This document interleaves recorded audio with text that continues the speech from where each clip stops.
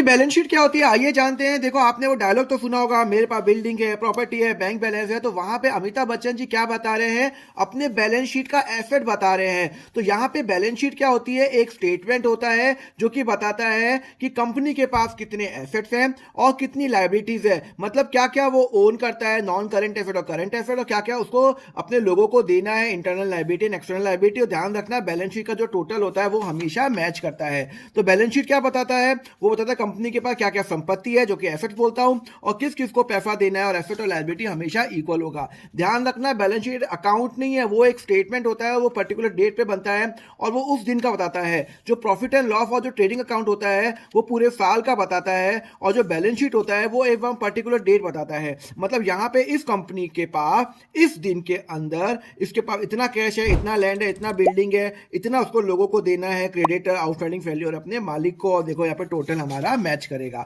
तो एसेट क्या होता है, जो मेरी प्रॉपर्टी होती है जिसपे मेरा हक होता है, जैसे कि लैंड हो गया, बिल्डिंग हो गया, व्हीकल हो गया, कैश हो गया, ये सब मेरा है, ये खर्चा नहीं है। ये एक एसेट है जिसकी रीसेलेबल वैल्यू है, जिसको मैं मार्केट में बेच के पैसा भी मुझे वापस मिलेगा। व्हीकल है 10 लाख का लिया, फ्यूचर में बेचूंगा तो 6 लाख तो मिलेगा। तो ये मेरा क्या है, मेरा एसेट है। लाइबिलिटी क्या होती है, जो मुझे लोगों को पे करनी होती है। जैसे कि अगर मान लो मैंने किसी को सैलरी पे नहीं की तो वो मेरी लाइबिलिटी है, मैंने किसी से लोन लिया तो वो मेरी लाइबिलिटी है। तो वो यहाँ पे क्या हो गया, वो लाइबिलिटी शो होगी। चलो अपन प्रैक्टिकल करते हैं। बैलेंस शीट 5 लाख रुपए कैपिटल कैश में लाया, मालिक लाया। तो जैसे ही मेरे पास आया तो मेरे पास कैश आया 5 लाख रुपए का, और कौन लाया, मालिक लाया। तो मेरे बिजनेस को वापिस, मालिक को पैसे वापिस देने हैं, तो मेरे बिजनेस के लिए लाइबिलिटी है। आपको बिजनेस के एंगल से सोचना है भाई। तो बिजनेस के पास एसेट आया और वो उसको मालिक को देना है। फिर बिजनेस ने 70,000 की मशीनरी ले ली। एक बात बताओ, कैश में ली तो कैश बैलेंस अब कितना हो जाएगा, अगले दिन कितना हो जाएगा, एक दफा कितना हो जाएगा, 70,000 के लिए। तो अब ये 4,30,000 रुपए हो गया।